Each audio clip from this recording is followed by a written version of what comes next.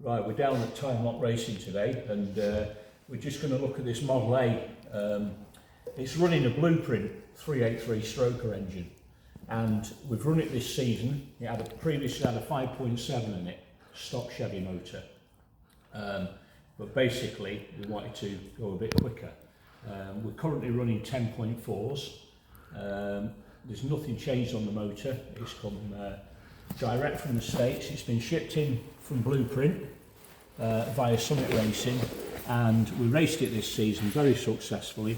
But the thing is, we wanted to upgrade from the standard intake manifold setup with a 750 Holly to the tunnel ram, twin tunnel ram, which we've got over here.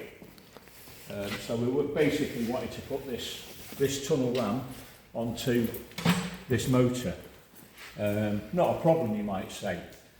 All you do is unbolt it and bolt it on. Yeah, that's great. But in 86 on, they changed the stud pattern design for the intake manifolds.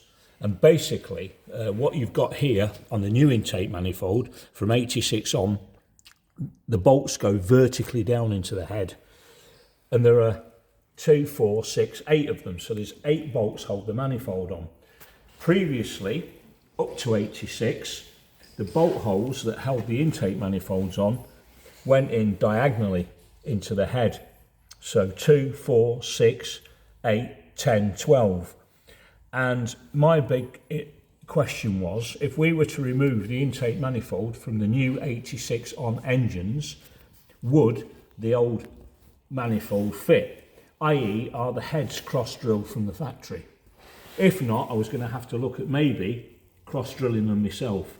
However, after going on several forums, as you do, which is not always the best thing to do, to be fair, you get various people's opinions. And the trouble is with these owners' clubs is the opinions that they're giving are not always correct. So we looked at that as a baseline, and basically what we were hearing were Vortex heads. The angles are different, so they won't mate up. There was all sorts of conflicting stories.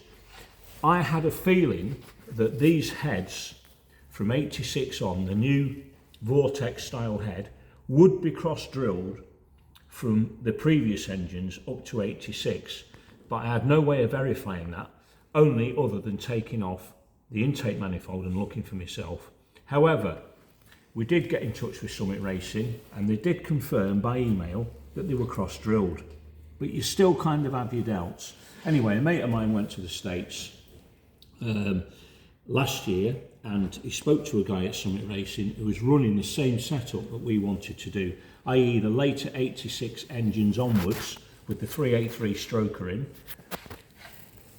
and the manifolds would fit. He said, I'm running the same setup as you. So we're now at the stage now where it's the end of season, we're getting ready to go out for 2025, and as a consequence of that, we're now looking at putting on the new intake manifold onto these heads. And as you can clearly see, for anybody who wants to do this in the future, they are cross-drilled. So any pre-86 intake manifold will fit onto this new style of engine. I must say that these off-the-shelf Blueprint engines, I think they're fantastic value for money. I've used them in a few applications now, and I must admit, you know, to buy an engine off the shelf in something like this that weighs around 3/4 of a ton, and it's running 10.6s, constant 10.6s. 10.4s, sorry, it's running 10.4s, I made a mistake there. However, having said that, we're hoping that with this new intake manifold on, we're running a pair of 450 Hollies. We did run that manifold previously on the stock 5.7. So now we're going to put the two 450s on that intake manifold and the high-rise manifold, tunnel ram, and we're hoping that maybe 9s, something like that. I'd like to see it just dip in the 9s, but if we run a 10 flat, that'll be fine, and we'll see how we get on for the 2025 season. So, right, thanks for that, and we'll speak soon about something else, no doubt.